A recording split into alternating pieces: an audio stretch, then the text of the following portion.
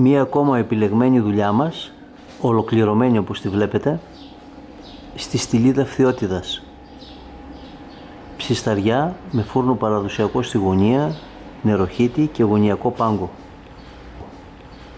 Ο γωνιακός πάγκος έγινε ειδική κατασκευή για να ταιριάζει σωστά με το σπάσιμο που έχει εδώ ο τοίχος, όπως βλέπετε. Με το πάτημα ενός κουμπιού ανάβει το φως και δίνουμε κίνηση με το μοτέρ, όπου μπορούμε να ψήσουμε 8 κοντοσούβλια μικρά στη σειρά και σχάρα ταυτόχρονα ή κοντοσούβλια σε όλο το μήκος της ψισταριάς, αλλά μπορούμε να ψήσουμε και 2 αρνιά μεγάλα με 2 κοντοσούβλια ταυτόχρονα στις εσωτερικές θέσεις. Ένας υπέροχος χώρος για να μαζεύεται η παρέα, γιατί ψήσιμο χωρίς παρέα δεν γίνεται.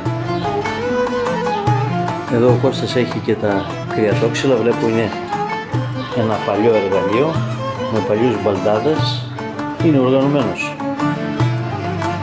Παραδοσιακός φούρνος φτιαγμένος όπως παλιά, με πυρόχωμα πάνω από το θόλο, αλλά και πυρόπλακες στο δάπεδο του φούρνου με πυρόχωμα κάτω από τις πυρόπλακες.